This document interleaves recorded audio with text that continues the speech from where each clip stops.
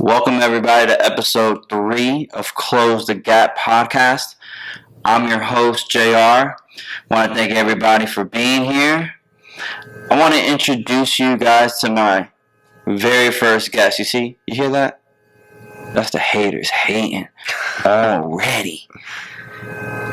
Yo, anyways, let the haters hate. We're going to keep on doing this. So I want to introduce you to my guest here to my left. This guy I've known for a little under a year now. He is my eye doctor. Came to his practice, really liked him. He was nice, he was courteous, he was very super professional, and all in all, he knew his shit. But what really intrigued me was how young he is and how hungry he is to become one of the best providing eye doctor, optometrist in the area. So let me go ahead and let him introduce himself and let you guys know a little bit, and let him tell you guys a little bit about himself. What's up, everybody? Jar, first of all, I appreciate you allowing me to be a guest on Close the Gap here. I'm really excited for you, and thank you, man. Appreciate you letting me do this with you. So I'm the eye doctor and owner of Monument Family Eye Care, Midlothian's best optometrist. We were just voted that. There you go. Right back here. Top 5 best in Richmond. So I'm very proud about that. I appreciate the connections that I've made with the people in the community, JR being one of those. And, I'm a brand new business owner, just under a year here. We're coming up on our 1-year anniversary. Congratulations. Appreciate it. And so we're, looking forward to keeping the momentum rolling here. And thanks for having me today. Nice, man. Yeah, thank you. Thank you for taking the time. So let me explain to you a little bit about what Close the Gap is, right? All right. So in this podcast, I'm giving entrepreneurs like yourself a year, and you're not a vet, right? So you're still a rookie. But there hasn't been a platform where rookies and vets come together to share experiences about their entrepreneurship, right? So really, I would like my viewers to get to get any type of value from it, because we don't know who's watching. There could be some med student bored and it ran into my podcast, and then he sees you and goes, "Oh man, wait, hold up. He just graduated when? How long has he been here? And where's he at?" Let me tell you guys, this facility, this office is amazing. So I appreciate you saying that. It's great. So can you tell me a little bit about your whole career path? Well, for one, I did want to say that you said I'm not a vet. I'm not a vet. I'm an eye doctor. So I thought you were saying veterinarian. Yeah, so this business, about a year old, it's always been a dream of mine to open up my own doctor's office. For about past 12 years or so, I have always wanted to be an eye doctor. I kind of went back to school, made it happen, and always wanted to own. And it was a matter of, do I do that on my own or do I join a group practice? And at the time being, about a year and a half ago, when I decided to make the decision to do this, it was the best decision for me at the time. So now, did you have family members or anybody close to you that are entrepreneurs or either owned an optometrist? No one in my family is an entrepreneur, but there's some medical in my family. My brother is an ER physician, but again, it's just always been a dream of mine to kind of make all the decisions for myself, kind of see the fruits of my labor, be able to provide a valuable service to the community, and just take good care of people. And that's, I know we're going to get into this more here, but that's my goal, is just to kind of be good to people in the community, right? And provide good care for them, and be able to see the fruits of my labor. Nice, man. Cool. So then, explain to me a little bit about school, right? Sure. I get that you went to school probably for like 5 or 6 years, right? But throughout that time, did you always know that you were going to open up a shop, even while you were navigating college and stuff? Yeah, so I'll give a quick shout out to Beach Eye Care down in Virginia Beach, Virginia. Beach Eye Care. They got my start. I was a ophthalmic technician down there. That's kind of how I got my start in optometry. How do you say that? Ophthalmic technician. I'll let you spell it later. Nah, I'm good. But basically what that means is it's someone who cares for the patients, works the patients up, takes your history, brings you back, takes your initial measurements, and gets you set for the doctor. So I got a lot of good patient interaction from that. I learned a ton about the world of optometry in that time. And when I was down in Virginia Beach, I was working towards getting into school, taking some prerequisite classes. Right. And so basically, truth be told, I was the old guy in my class because I took 6 years off before I went from my undergrad, which is JMU, go Dukes, Harrisonburg, Virginia. So so I took like 6 years off. Most people go right from undergrad into graduate school and doctorate school. I took a few years off, tried to figure out what I wanted to do with myself, and I realized optometry was it. Got my feet wet by working in a doctor's office, and long answer to a short question, but from the start of school and having had my experience at Beach Eye Care, I realized that's what I want to do is own my own business, and that's what I want to do is run things myself. And so that was a. All right. So then, so let's fast forward, right? Let's fast forward to where we are now. Did you do a business plan? Did you anything that you hear that what kind of I guess the society says to do? Write a business plan. Did you have to get a loan? I mean, what can you walk us through? How did you get this particular facility to when you were able to open the doors? Yeah, so truthfully, and this is something that I would give as great advice to anyone who's thinking about starting their own business. You have resources out there. Recognizing what the good resources are and what the bad resources are, or maybe not the bad ones, but the less favorable ones. Know who your good resources are. Look at your reviews on Google. Another shout out here to Monument Family Eye Care. 32 for 32 5-star reviews on Google, man. So this man is shooting his shot. Yeah, so it is. It's real. We're good at what we do here, and we look forward to taking care of you guys. But one of the big resources that I had was a company called Eye Care Advisors. They're out of Chicago, but they basically focus on cold start optometry practices. And so they basically will run you through, give you a resource for every single aspect that you just asked me about, from working the loan with the banks to finding a realtor to find the space, to getting you a builder, to I'm obviously doing the legwork, but they got the blueprint. And so they're no matter what business you're in, the blueprint is out there for you. You just have to find the right people that are willing to sit down with you, give you the time, and no doubt it costs money, but it's well worth it as far as finding those resources. So then was this everything done online, phone call, or did you have to go out to Chicago and shake some hands and meet some people? No, so they obviously have a website. Went to their website, checked them out, make sure that they were legit. I actually called them up. I reached out to a couple of their clients that they actually had worked with and had opened up cold, and that were 5 or 6 years in the business. I said, what are these guys like? So, don't just go into it blindly. Find some credibility about it and make sure that the resources that you find are legit. But, once you realize, other people are happy with the services that they got, you kind of move forward from there. So then what made you different than anybody? I mean, I'm assuming that a bunch of people contact these guys, right? Like a day that want to open up an optometry center. Is that the right way to say optometry office? Yeah, sure. Yeah. I guess my question to you would be do you have to be different? Are all optometry the same? Or what did you tell them to say, what did you tell them for them to be, I want to work with you, I can help you? Or is it just one of those services, if you pay, they don't even care if you succeed or not? I'm sure that there has to be a certain amount of similarities between the client and the resource there. But they're great guys to work with. I think if they found the client to be too difficult to work with or what have you, they would either kind of tell you what the expectations are, Right. Or they would That makes sense. say, yeah, let's roll with this. And so most people who are trying to start an optometry practice are looking for just about the same thing. We all want to set ourselves apart a little bit. I set myself apart by being excellent in customer service, excellent in patient care, and I provide the best products.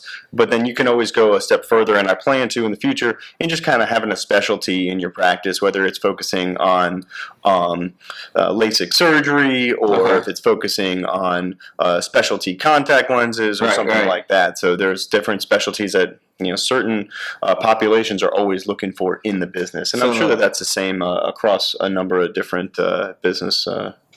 Right. Yeah. Well, makes sense. So look, man, I've always wanted to know the equipment. Okay.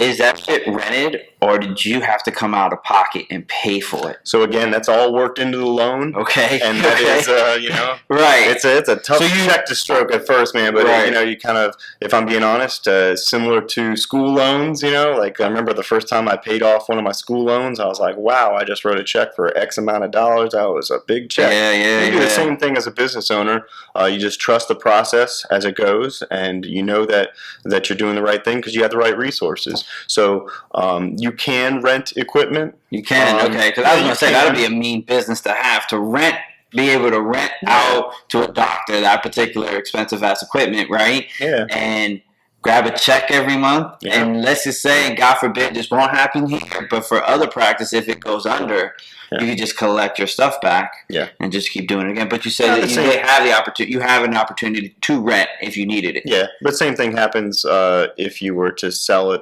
or to own it as well.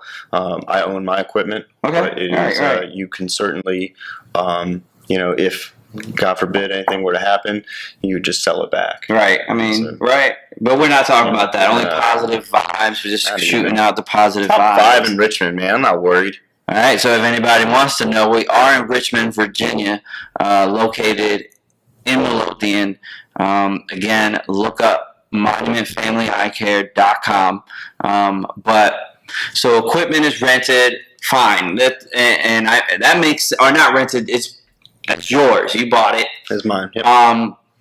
Tell me a little bit about that, because I know you pride yourself on doing things a little differently than the normal optometrist office.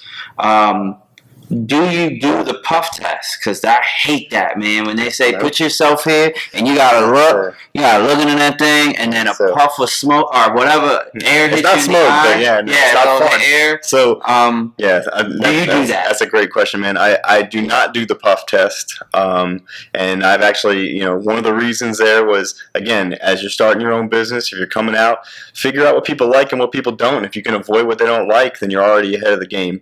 I don't do the puff test because asking a few people, especially other business owners in my field, what's the one thing that people hate? The puff test. I've had patients that tell me, I'll put them in one machine that I have here, and they'll go, "Is this going to puff me?" I have to tell them right up front. You get nervous. I don't do any puffs. I don't do any pain. Up. Here it comes. Here it comes. I don't like it, man. But so then, what's the benefits of what you have? I guess because if people are watching this and they're searching for equipment, okay, and they see the puff versus a non-puff test, are there any medical differences between the two? You understand what I'm saying? Are you talking about from a medical aspect? Yeah, from the accuracy. There you go. Yeah. Perfect. The accuracy. So, truth be told, the puff test is probably the least accurate way of checking somebody's eye pressure. Oh, okay. But it does give you an eye pressure. Reason for that is that if someone's holding their breath, if they're wearing a necktie, even if they're nervous, that pressure is going to to come back reading high. So I have all that plays a factor. Absolutely. Into that? Okay. Absolutely. Okay. Yep. Checking eye pressure is obviously important for a screening of glaucoma. And so if your eye pressure is too high, you can develop glaucoma. And Right. so I test it without doing a puff test. It's a little device. It's a handheld device. It doesn't hurt. It's very easy to use, and it's been very well received by all my patients. Are very happy with it. That's So, awesome, man. Okay, yeah. so moving away from the equipment, the glasses. How? Some places. How do you pick them? How do you get them? How do you acquire them? Some places that you go in have walls and walls of eyewear, right? Sure. I'm assuming it's kind of like sneakers. When you open up a sneaker shop, you have a tier account with Nike, right? Certain tiers you get certain amount of shoes, right? Like lower tier, you might get like some Air Force Ones. You know what I mean? Not so many high releases, right? And all the way up to the top tier, you get all the new Jordan releases. Yep. You sound like you know what you're talking about in this sneaker world, man. Just a little bit. Man, we're not going there, right? That's a different podcast. But I guess for the for the eyeglasses and the sunglasses, is that the same thing? Do you need to call somebody, open an account, and do they look? And what criteria do they look to say, you know what, doctor, you can get the Gucci's or the Ray-Bans, or do you just go in there and say, I want these, hook them up? For the most part, there's certain lines that require a certain amount of track record in the business. What does that mean, track record? As far as you sold an X amount of pieces, so you can. So they go by sales too. You go to this top of the line, not brand. But for the most part, I mean, we carry some very nice lines from Kate Spade to Coach to Ray-Ban, and then a bunch of independent lines that are really sick. So I got a line called Morel. It's actually what I'm wearing right now. Super light, super comfortable, super fashionable. But to answer your question, I mean, there are different tiers. You got low-end lines to high-end lines if you're looking for something name brand versus off-brand. So that's kind of another part is, you always want to make sure that you're kind of spanning the entire gamut of, what your customer base is going to be. Some people are going to come in and they're going to want to buy the best product that you have, and other people are going to want a very affordable piece of eyewear or product that you're selling. So make sure that you can, cater to all of those patients. So those customers, I should say. So, right. I mean, makes sense, right? Because you want to make sure that you have the eyewear to move, right? You just don't want to sit in a bunch of inventory because you can't move, right? That just makes no sense. That's whatsoever. Yeah, but you contact these companies and then you fill out a credit application. Okay. Once you are approved, which doesn't take too long, they will send a rep out to you, and you'll pretty much just make a selection. I'm sure it's very similar in the shoe business. Nice. So, insurance. How do you navigate that lane? I mean, especially in the times that we're at, like insurance is a big thing. People normally don't go to the doctors because they don't have insurance. Yeah. How does an eye doctor like yourself, how does that process work? Do you call the insurance and say, hey, I'm a new company, like take my people? Yeah, so honestly, that's one of the biggest headaches in the eye world or just in the medical world in general is getting yourself onto insurance panels. I'm going to go ahead and take the opportunity to plug Monument Family Eye Care one more time. We take just about every single insurance on the market, and that is a tip of the cap to my insurance specialist, and she also dubs. She's an optician. She's a fantastic optician. She sells my glasses for me. She does a wonderful job at everything she does. But she basically has been in the business long enough to know what to do, when, where, how in the insurance side. So you have one. So it's nice though. So you go through one person that can handle that stuff for you. So you basically contact those insurance carriers and say, listen, I'm a new business, and then they drag their feet for probably 3 months. I mean, right. There's no urgency there, JR. Right. The insurance game, we all know this. We all have the insurance. We all know it's crap. Yeah. And it's the unfortunate part of the healthcare system we're in right now. But, you can only do what you can with what you got. And so my goal there was join as many insurance panels as you can, and so you can cater to the majority of the population. Okay. So cool. So then, So we pretty much covered like the nuts and bolts of like how you open up a facility. Yeah. What else you want to talk about? Let's talk about your first year, man. Actually, before we go into your first year, well, it probably ties in the marketing. What have you done to help market Monument Family Eye Care? Yeah, man. So from a marketing aspect, that honestly has been one of my biggest challenges. And so I actually, a while back had a patient who was, involved in marketing. Mm-hmm. You all know him very well. He's this guy sitting right over here. This guy. J.R. Blandon here. So he was actually a patient of mine. I asked him, what do you do for a living? He told me he does a lot of marketing. And so, again, resources are important. And that has been my biggest challenge, is figuring out how to market my own practice, because I didn't go to school for marketing. Right. So let's talk a little bit about that, because off camera we were speaking a little bit of difference between Google ads, right, mm-hmm.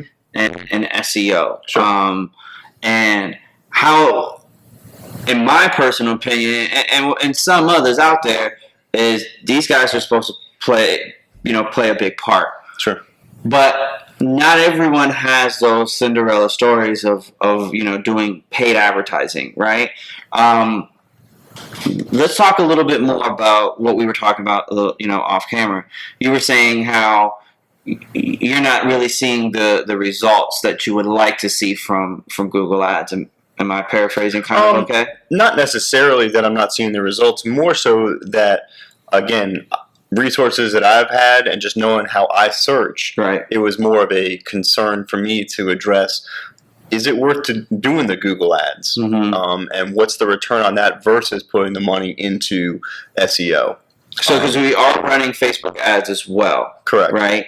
But in my opinion, and you all can speak from your own experiences, and you can speak from yours, JR, I feel like Facebook ads are more so brand awareness than they are actual getting kind of call to action, patients in the door, customers in the door. It seems like when you're scrolling through Facebook, you see something like, oh, yeah, I've seen that. Oh, yeah, I've seen that, right, versus clicking on the actual ad itself. Right. So, so with Facebook, I kind of agree with you, right? Because you can put an ad out there to expose your brand. But there are techniques on how you do your ad copy, and how you target the audience that you want, meaning throughout the sales funnel. Each sales funnel, of course, is going to have different wording that you're going to say, right, to people, because when they're at the very top, which is the searching for an eye doctor, for example, since we're here, right, that ad on Facebook might be completely different than somebody who's into that decision making. So that's a technique that you can use to change that whole perception of the person looking at Facebook, right? Sure. And with AdWords, we all know that's the intent, right? And meaning that you are literally wanting to show, you want your ads to show to people who are intently looking for your products or your services. Sure. So I understand what you mean, because of a lot of businesses that I've worked with in the past, there's always seasonality. There's always a concern of budget. There's a lot of variables, right? And Google's one of them. Mm-hmm. My recommendation, and that's to you, and that's to all the viewers out here, is if you're doing Google ads and you have seen slight success or some success, meaning your phone's ringing, they're buying stuff on your website, or they're filling out the email forms, is to continue doing that. Maybe during your slow times, you turn down the budget, right? Sure. Perfect question. what are slow times in your field?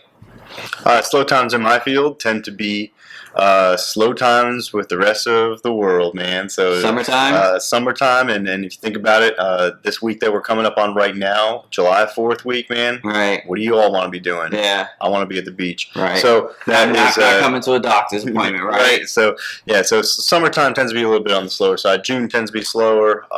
July tends to be a little bit slower. But everybody's going back to school in August and September, so that picks right back up. Right. But so then, to your point, right? People aren't coming into the office. People are doing other things. That will probably be a good time to cut down of some of your spend.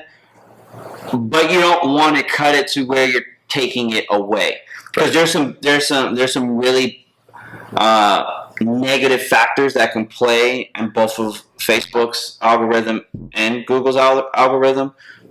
Because once you stop feeding it data, right, for I want to say it's 30 days or more, when you cut back on, they really don't revert back to that last, so if you cut it off today and you turn it back on in September, they're not going to go back in history, right, because you've been cut off for so long. They're just going to feed off of September, and what happens to some, not everybody, but to some, it becomes another uphill battle. Mm-hmm. Right? I keep using the analogy because that's how I always look at Google Ads. It's like it's a locomotive, right? It takes slow to pick up. Yeah. But we've seen a little bit of success, with the phones ringing and stuff. Once you start to see it pick up in speed. Sure. But that's what I would suggest. But so your marketing, that's what I would suggest for Google Ads or to anybody that's doing it out there.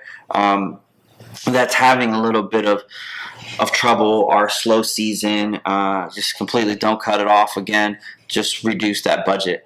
Okay, so in the marketing, we know you use Google Ads, you use Facebook.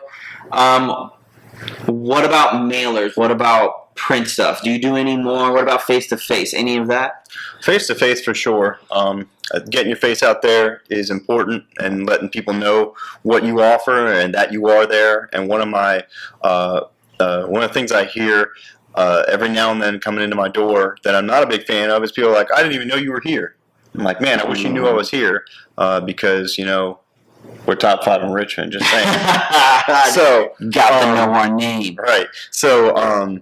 Mailers, I've been kind of advised not to really put a whole lot into mailers from a number of people, you being one. Right. I tend to look at mailers every now and then. I don't think I'm the norm. I think a lot of people just throw them away. Magazines and newspaper ads, I've kind of dabbled in a little bit. I put a little bit into that early on. I did not see a whole lot of return, so I kind of steered away from that. And that's just about around the time that I met you, and you started kind of gearing me towards the SEM. The Google Ads, Facebook ads.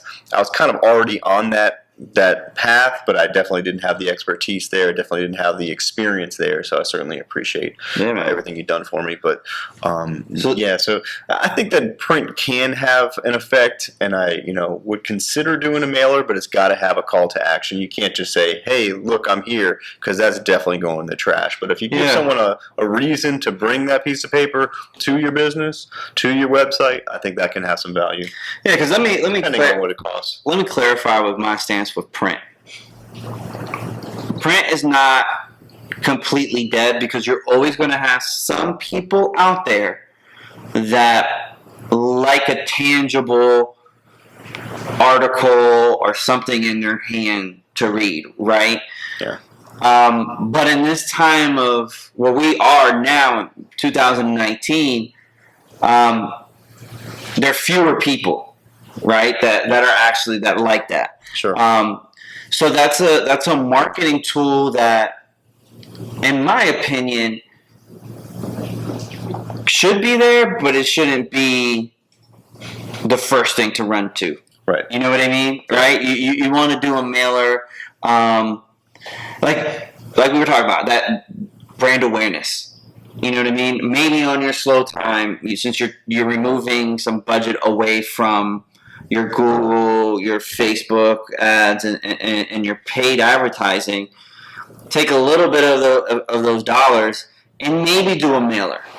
So, just to recap, talked a little bit about everything that goes into it in your marketing. You being top 5 in Richmond. Yep, talking your shit. But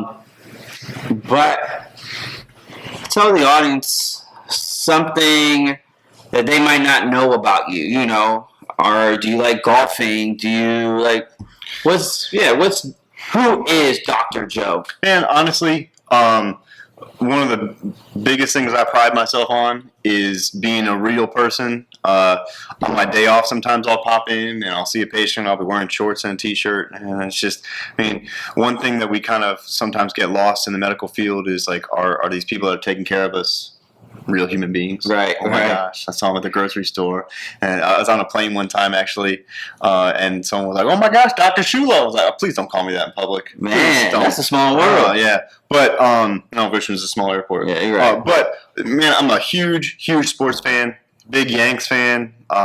Shout out to New York. Big Yanks fan. Come in and talk some sports with me. Those are my favorite interactions, man. I could talk sports for hours. You like the finals, the NBA finals? Did you watch that? NBA finals, I did, yeah. I don't follow the NBA as much, but I mean, I'll follow it. Right. I don't really root for a specific team. Baseball's your sport, though. I'm not going to sit here and take an allegiance to a certain basketball team. All right. But good move. But I'll hang my hat on the Yankees all day long, man. Right. No doubt, they are. They're a classy organization, man. Just like Monument Family Eye Care. So there you go. No, so it's that's funny. Yeah, it's fun. I love sports, man. I could talk sports again for hours. You name it: basketball, football, tennis, golf, baseball. I'll talk it all. All right, man. So, hey, well, look, I appreciate your time. I appreciate you sitting with me. Absolutely, sharing with my viewers a little bit about Monument Family Eye Care and what it takes to actually have a business of their own in this particular field. Again, man, I appreciate you. Absolutely, man. Hey, man, I'm humbled by the experience. Man, I'm humbled that you have me in your office, man. Yeah, Thank you, man. Absolutely. All right, man. All right, bud. All right, guys. You guys know what it is. Y'all know the vibes. Thank you guys very much for watching episode 3. Peace.